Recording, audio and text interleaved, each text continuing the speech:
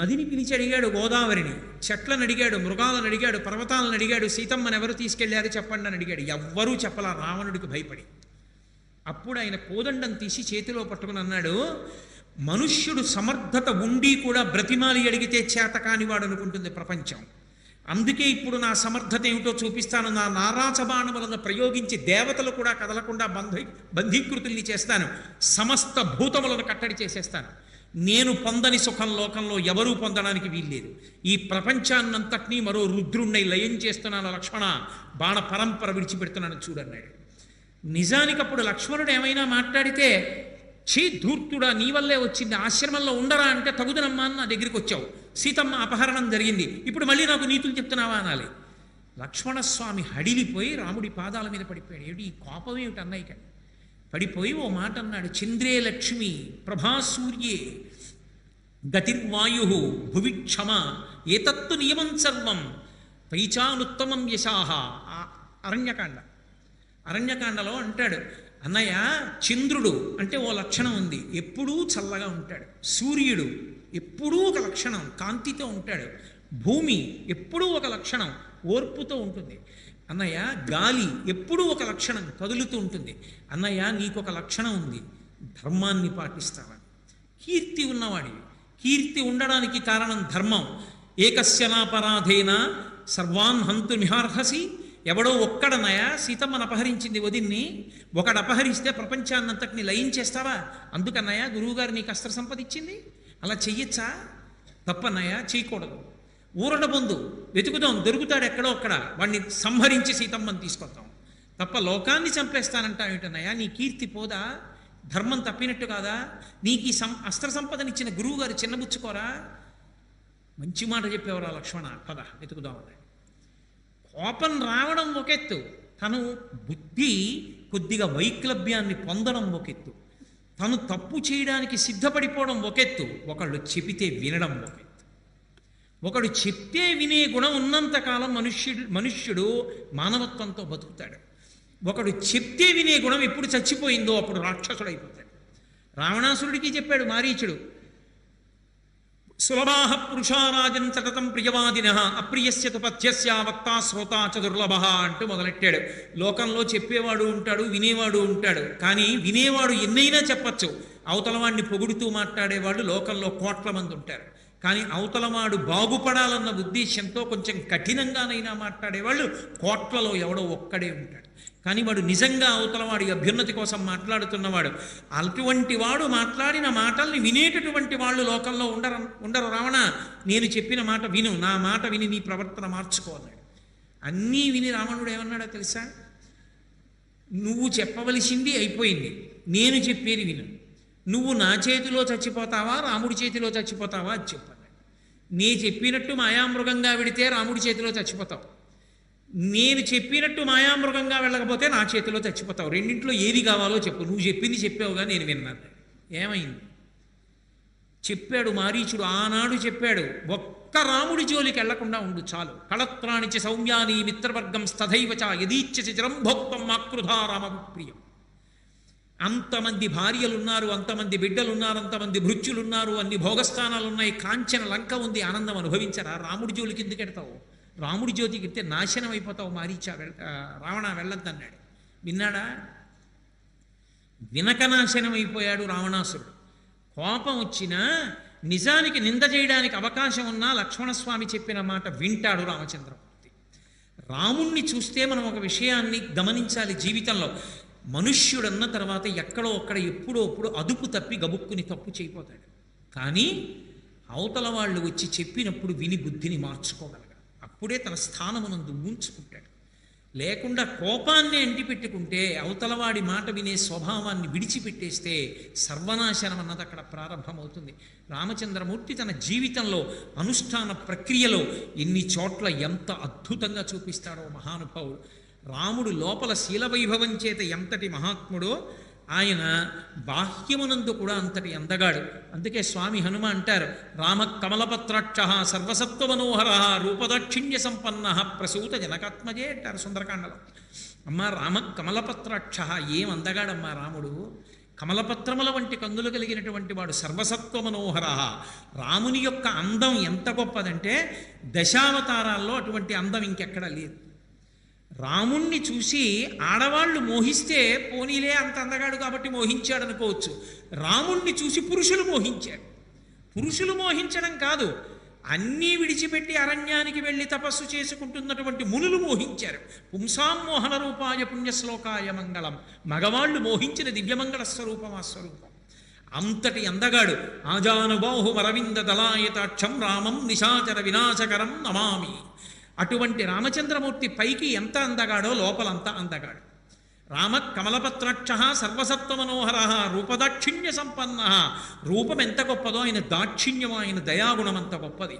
ఆయనకున్నంత దయ లోకంలో ఎక్కడా ఉండదు. విభీషణుడు వచ్చి ఆకాశంలో నిలబడ్డాడు శరణాగతి చేసి, అందరినీ పిలిచి అడిగాడు. అది ఆయన ఏ పనైనా చేసే ముందు అడుగుతాడు అందరినీ, ఆ తర్వాత తన అభిప్రాయం చెప్తాడు అందరికీ. అందరూ చెప్పారు, హనుమ తప్ప. వద్దు, రాక్షసుడి తమ్ముడు, పైగా మనం ఎవరి మీద యుద్ధం చేస్తున్నామో ఆ రావణుడి తమ్ముడే వచ్చాడు, నువ్వు దగ్గరికి తీసుకోవద్దు అని చెప్పారు. ఇంతమంది చెప్తే రాముడు ఒక మాట అన్నాడు, అది శాస్త్రం అంటే. మీరు చదవండి కావాలంటే. ఆఖరిని అంటాడు, ఇది పెద్దలు చెప్పిన మాట అంటాడు. నేను క్షత్రియుడిగా పుట్టాను, ఒక పక్షి పాటించిన ధర్మం నేను పాటించవద్దా అని అడిగాడు. అరణ్యంలో ఓ చెట్టు మీద ఒక ఆడపక్షి మగపక్షి గూడు కట్టుకుని నివసిస్తున్నాయి. ఒక వేటగాడు అరణ్యంలోకి వచ్చి ఆ ఆడపక్షిని గురి చూసి బాణం పెట్టి కొట్టాడు. ఆ ఆడపక్షి కింద పడిపోయింది, మగపక్షి పైన తిరుగుతోంది. ఈ ఆడపక్షి శరీరంలోంచి బాణం పైకి తీసేసి దాని రెక్కలు పీకేసి అక్కడే తాటాకులు మంట వేసి బాణానికి గుచ్చి దాన్ని కాల్చుకుని తినేసి వెళ్ళిపోయాడు. చూసింది మగపక్షి, ఏడిచింది. కొంతకాలం అయింది, మళ్ళీ వచ్చాడు అడవిలోకి. హోర్న వాన, చీకటి పడిపోయింది, ఎక్కడికి వెళ్ళలేకపోయాడు. ఆకలి చలికి తట్టుకోలేకపోయాడు. ఏ చెట్టు మీద తను ఆడపక్షిని చంపాడో మగపక్షి ఒక్కటే ఉండిపోయిందో చెట్టు కిందకు వచ్చి పడిపోయాడు.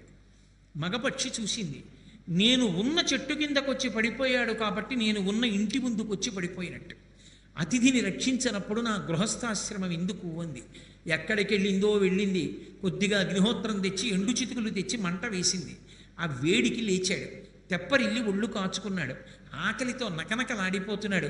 ఇంటికొచ్చిన అతిథిని ఆదరించని నా బ్రతుకెందుకని చిన్న పక్షి గాలివానలో వెళ్ళి ఏమీ తేలేక తానే అగ్నిహోత్రంలో పడి చచ్చిపోయింది. చచ్చిపోయిన పక్షిని బోయవాడు తిని బ్రతికాడు. బ్రతికి బట్ట కట్టి ఇంటికి వెళ్ళాడు.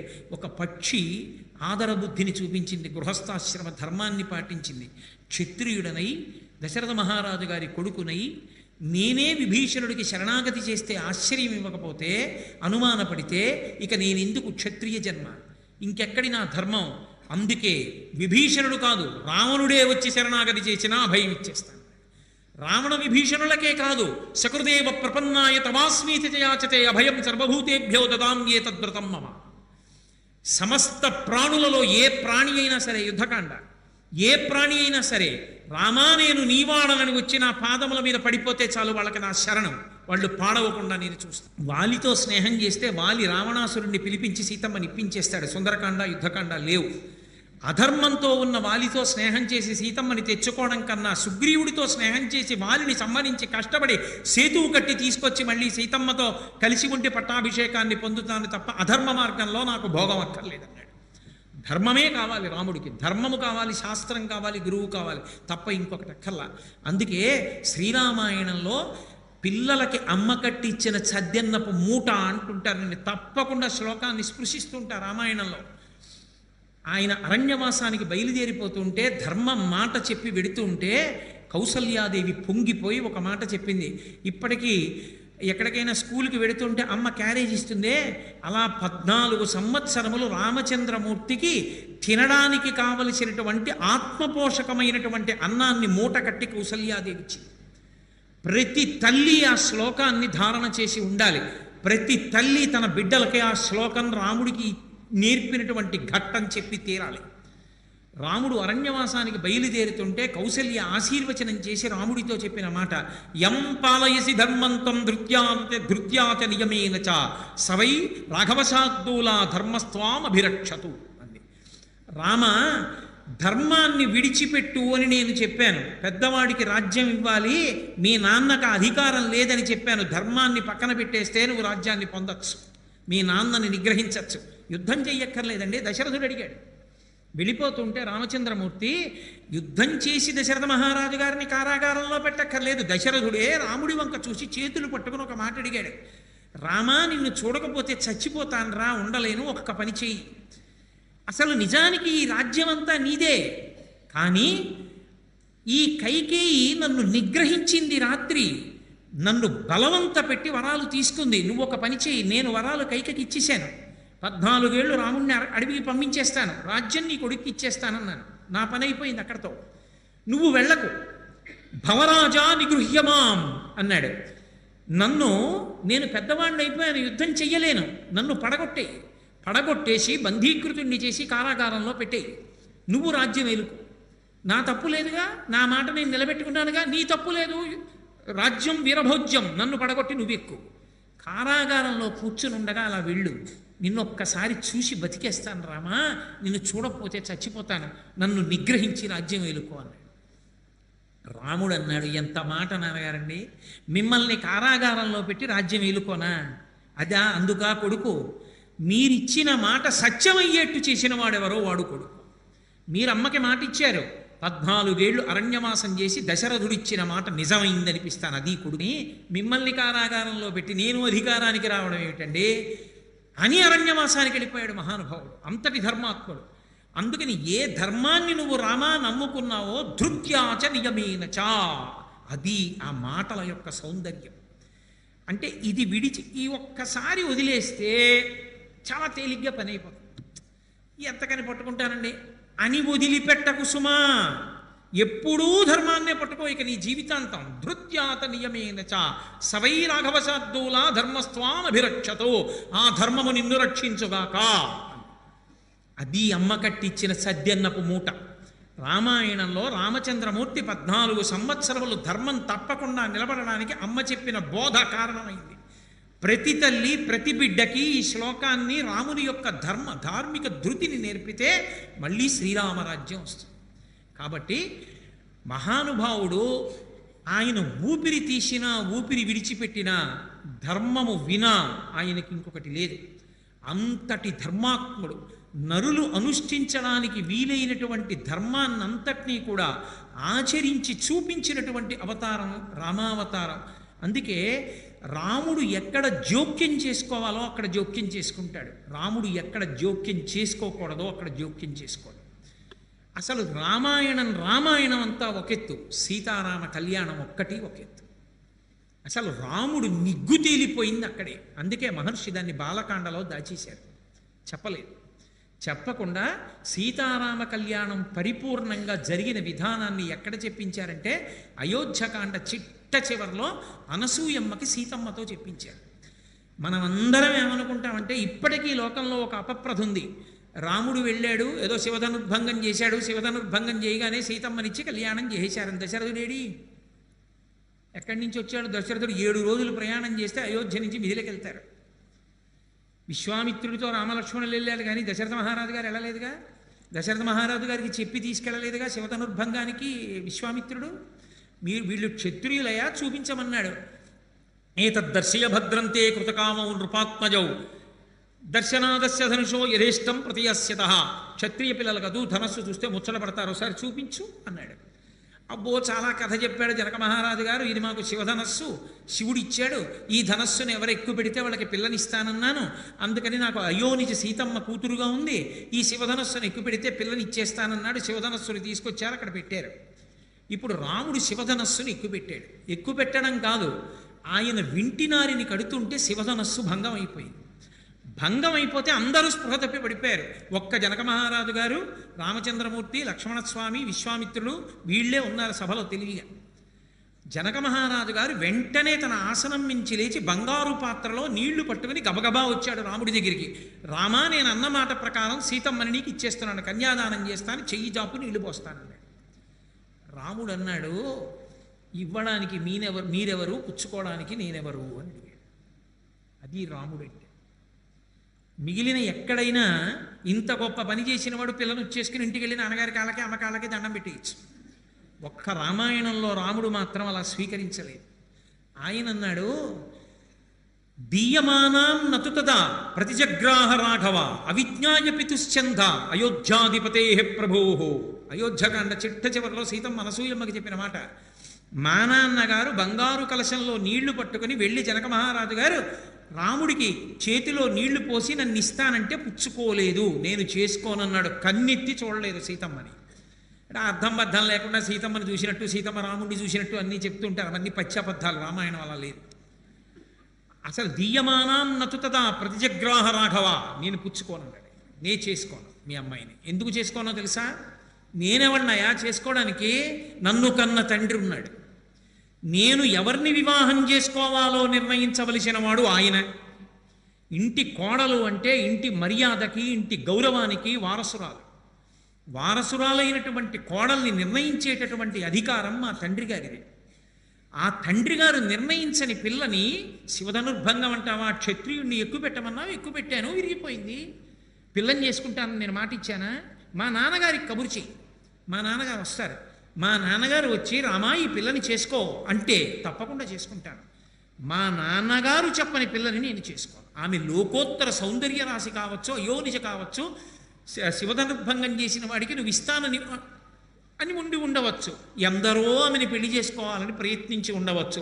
నేను ఆమెని కన్నెత్తి చూడను. మా నాన్నగారు చెప్తే చేసుకుంటాను. ఎందుకని? ధర్మశాస్త్రంలో ఇంటికి కోడలు రావాలంటే నిర్ణయించవలసిన వాడు తండ్రి. తండ్రి నిర్ణయించాలి. జనక మహారాజు గారి యొక్క నడవడి ఎటువంటిది? ఆ పిల్ల తల్లిదండ్రులు ఎటువంటి వారు? వంశం ఎటువంటిది? మీకు నచ్చినదేనా? ఒకవేళ ఆ ఇంటి పిల్లని మన కోడలుగా చేసుకుందామని మీరంటే మా భూత్కాలస్య పర్యయ, ఆలస్యం చెయ్యద్దు, వెంటనే కబురు చేద్దాం వస్తున్నామని. మీకు అంగీకారమా అన్నాడు. అది ఒక పెళ్ళంటే పెద్దలు నిర్ణయించినారుగానా అని కార్డులో వేసి వీళ్ళు నిర్ణయించేసుకోవడం కాదు. పెద్దలు నిర్ణయించినారుగానా అంటే పెద్దలు నిర్ణయించినారుగానా అంతే. కాబట్టి మీకు నచ్చితే చెప్పండి, వెడదాం. తప్పకుండా జనకుడు మహానుభావుడు, చేసుకోవలసింది. అయితే పదండి అన్నాడు. సైన్యం ముందెళ్ళిపోయింది. దశరథ మహారాజు గారు పెద్దవాడు, గబగబా ప్రయాణం చేయలేడు. అందుకని మెల్లగా ప్రయాణం చేసి కొంచెం ఆలస్యమైంది. చేరుకున్నారు. తీరా చేరుకున్న తర్వాత వెంటనే ఏం సీతా కళ్యాణం అయిపోలేదు. కూర్చున్నారు. లోకానికి ఆదర్శం అండి సీతారామ కళ్యాణం. జనక మహారాజు గారి పనుపన మాట్లాడడానికి శతానందుడు కూర్చున్నాడు, గౌతమ మహర్షి యొక్క కుమారుడు. రామచంద్రమూర్తి పనుపన అంటే దశరథ మహారాజు గారి పనుపన మాట్లాడడానికి వశిష్ఠ మహర్షి కూర్చున్నాడు. వాళ్ళు వీళ్ళు మాట్లాడకని కట్నం ఎంత, కానుకలెంత, ఇది కాదు. మీ వంశం ఎటువంటిది? మా వంశం గురించి నేను చెప్పేటప్పుడు మా వంశం గొప్పదనే చెప్తాను. మా వంశం గొప్పదని నేను చెప్పడం కాదు, పురోహితుడు చెప్పాలి. పురోహితుడు అంటే పురము యొక్క హితమును కోరువాడు. ఈ రెండు వంశములు వియ్యం అందచ్చా? ఇది చెప్పవలసిన వాడు. అందుకని వశిష్ఠుడు మాట్లాడాడు. వశిష్ఠుడు మాట్లాడితే ఇంటి పౌరోహిత్యం చేశాడు. ఆయన కర్మ. రామనామ ఉంచి రామనామ వైభవాన్ని లోకానికి ప్రకాశింపజేయడానికి వచ్చాడు వశిష్ఠుడు. అందుకని మహానుభావుడు వశిష్ఠ మహర్షి ఆ ఇక్ష్వాకు వంశం అంతా చెప్పాడు. ఎక్కడి నుంచి ఎక్కడి వరకు వచ్చిందో, ఈ రాముడు ఎటువంటి వాడో, ఎంత గొప్ప వంశంలో పుట్టినవాడో, ఎంతమంది చక్రవర్తులు ముందున్నారో చెప్పాడు. ఎంతటి పరిజ్ఞానం ఉన్న, ఎంతటి మహాపురుషుడు అంటే వశిష్ఠుడి గురించి పరిజ్ఞానం అన్న మాట ఉపయోగించడం సాధ్యమే కాదు అసలు. మహానుభావుడు బ్రహ్మర్షి. ఎక్కడ ఈ ఇక్ష్వాకు వంశం ఎక్కడిదో ప్రారంభం చేశాడు. ఎక్కడో అవ్యక్తం అంటే అసలు ఈ ప్రపంచమంతా ఏర్పడలేదు. ఆ అవ్యక్తము నుండి బ్రహ్మ వచ్చాడు. ఆ బ్రహ్మ నుండి మరీచి, మరీచి నుండి కశ్యపుడు, కశ్యపుడు నుండి సూర్యుడు, సూర్యుడికి మనువు, మనువుకి ఇక్ష్వాకు, ఇక్ష్వాకుకు కుక్షి, కుక్షికి వికుక్షి, వికుక్షికి బాణుడు, బాణుడికి అనరణ్యుడు, అనరణ్యుడికి పృథువు, పృథువుకి త్రిశంకుడు, త్రిశంకువుకి పైన మాంధాత, మాంధాతకి సుసంధి, సుసంధికి ధ్రువసంధి ప్రసేనజిత్, వాళ్ళకొచ్చినవాడు భరతుడు, భరతుడికి అసితుడు, అసితుడికి సగరుడు, సగరుడికి అసమంజసుడు, అసమంజసుడికి అంశుమంతుడు, అంశుమంతుడికి భగీరథుడు, భగీరథుడికి భగీరథుడి తర్వాత వచ్చినటువంటి వాడు దిలీపుడు, దిలీపుడి తర్వాత వచ్చినవాడు భగీరథుడు, భగీరథుడి తర్వాత వచ్చినటువంటి వాడు రఘువు, రఘువు తర్వాత ప్రవృద్ధుడు, ప్రవృద్ధుడి తర్వాత శంఖనుడు, శంఖనుడి తర్వాత సుదర్శనుడు, సుదర్శన తర్వాత వచ్చినటువంటి వాడు శీఘ్రగుడు, శీఘ్రగుడి తర్వాత వచ్చినటువంటి వాడు అగ్నివర్ణుడు, అగ్నివర్ణుడి తర్వాత వచ్చినటువంటి వాడు మరుడు, తర్వాత వచ్చినటువంటి వాడు ప్రశిశ్రుకుడు, ప్రశిశ్రుకుడి కొడుకు అంబరీషుడు, అంబరీషుడు కొడుకు నాభాగుడు, నాభాగుడు కొడుకు యయాతి, యయాతి కొడుకు నహుషుడు, ఆ నహుషుని యొక్క కుమారుడు ఆ తర్వాత వచ్చినటువంటి వాడు నాభాగుడు, ఆ నాభాగుని యొక్క కుమారుడు అజమహారాజు, అజమహారాజు గారి కొడుకు దశరథ మహారాజు, దశరథ మహారాజు కొడుకు రామలక్ష్మణ భరత శత్రుఘ్నులు. కాబట్టి ఇంత వంశం ఉంది, ఇక్ష్వాకు వంశం. ఇంత గొప్ప మహానుభావులందరూ పుట్టారు. కాబట్టి ఈ పిల్లవాడిని నువ్వు స్వీకరించచ్చు అన్నాడు. ఇటువైపు వంశాన్ని వశిష్ఠ మహర్షి చెప్పారు, అటువైపు వంశాన్ని చెప్పేవాడు ఉండద్దు. గౌతమ మహర్షి కుమారుడైనటువంటి శతానందుడు ఉన్నాడు, ఆయన మహానుభావుడు అటువైపు జనక వంశాన్ని చెప్పాడు. అటువైపు మొట్టమొదట ఉన్నటువంటి వాడు నిమి, ఆ నిమి చక్రవర్తి కుమారుడు మిథి, ఆ మిథి చక్రవర్తి యొక్క కుమారుడు నందివర్ధనుడు, ఆ నందివర్ధనుడి యొక్క కుమారుడు ఉదావసు, ఆ ఉదావసువు యొక్క కుమారుడు బృహద్రథుడు, ఆ బృహద్రథుని యొక్క కుమారుడు సుకేతువు, ఆ సుకేతువు యొక్క కుమారుడు హర్యశ్వుడు మహావీరుడు, ఆ మహావీరుడి తర్వాత వచ్చినటువంటి వాడు మరుడు, ఆ మరుని తర్వాత వచ్చినటువంటి వాడు కీర్తిరథుడు, కీర్తిరథుడి తర్వాత విభుదుడు, విభుదుడి తర్వాత మహీధ్రకుడు, మహీధ్రకుడి తర్వాత వచ్చినటువంటి వాడు ఆ మహారోముడు, స్వర్ణరోముడు, హ్రస్వరోముడు, జనకుడు, కుశధ్వజుడు. వీళ్ళిద్దరు అన్నదమ్ములు. ఇంత గొప్ప వంశం ఇటువైపు ఉంది. కాబట్టి రెండు వంశాలు వియ్యమొందచ్చని నిజంగా వశిష్ఠ మహర్షి శతానంద మహర్షి నిర్ధారించారు. అప్పుడు దశరథ మహారాజు గారు జనక మహారాజు గారు లేచి మీ అమ్మాయిని మీ కోడల్ని చేసుకుంటున్నానన్నాడు. చాలా సంతోషం, మనం బియ్యం అందుతున్నాం. ఇక ఇక్కడి నుంచి మీరు మేము కాదు మనం, మీరు మమ్మల్ని అనుమతి అక్కర్లేదు, మా ఇంట్లోకి యథేచ్ఛగా రావచ్చన్నారు. అప్పుడు జరిగింది సీతారామ కళ్యాణం. సీతారామ కళ్యాణం లోకానికి ఆదర్శప్రాయం. అసలు ఒక వివాహం ఎలా జరగాలో నిరూపించి చూపించినటువంటి అవతారం. అందుకే మహానుభావుడు రామచంద్రమూర్తి అవతార పరిసమాప్తి జరిగి ఉండొచ్చు, రామనామ వైభవం మాత్రం పోలేదు. ఆ నామం పెట్టడం కోసమని చెప్పి వశిష్ఠ మహర్షి అంతకాలం పౌరోహిత్యం చేశాడు ఆ ఇంటికి. ఆయన కర్మ, లేకపోతే ఆయన వంశానికి పౌరోహిత్యం చేయడం. అటువంటి మహానుభావుడైనటువంటి వశిష్ఠుడించినటువంటి ఆ రామనామం ఎంత గొప్పది అంటే, రకారము అష్టాక్షరీ మహామంత్రంలో ఉన్నటువంటి ప్రధానమైన బీజాక్షరం, మకారం పంచాక్షరీ మహామంత్రంలో ఉన్న ప్రధానమైన బీజాక్షరం. రామ అన్నప్పుడు అగ్నిబీజ అమృత బీజముల యొక్క అనుసంధానం. ఎవడు రామనామాన్ని చదువుతాడో రా అన్నప్పుడు అగ్ని చేత కాలిపోతాయి, మా అన్నప్పుడు నోరు మూసుకుని ఇక పాపములు మళ్ళీ లోపలికి వెళ్ళే అవకాశం ఉండదు. అది రాముణ్ణి ఉద్దేశించి అనకపోయినా క్రియాపదంగా అన్నా సరే రామ అన్న నామానికి అంతే శక్తి. నలుగురు దొంగలు అరణ్యానికి వెళ్ళి సంస్కృతంలో మాట్లాడుకున్నారట. వనీచ రామ అన్నాడు ఒకడు, వసుచ అహరామ అన్నాడు ఇంకొకడు, నభయం స్మరామ అన్నాడు ఇంకొకడు, నదంతరామ అన్నాడు ఇంకొకడు. అంటే వనీచ రామ, మనం అరణ్యంలో తిరుగుదాం. వనీచ రామ వసుచ అహరామ, ఎక్కడెక్కడ ఏమైనా మనకి ధనం కనబడితే దోచుకుందాం. నదంతరామ, ఈ నదిని దాటేద్దాం. నభయం స్మరామ, భయం అన్న మాట ఎత్తకూడదు స్మా అనుకున్నారు. వాళ్ళు మాట్లాడుకున్న దాంట్లో చివర క్రియాపదంగా రామ రామ రామ రామ అని 4 మాటలు వచ్చింది. నలుగురు రామ రామ రామ రామ అన్నారు. అన్న తర్వాత నదిని దాటుతున్నారు. దాటుతుంటే రాజభటులు చూసి వెనక నుంచి బాణాలు వేశారు. నలుగురు చచ్చిపోయారు.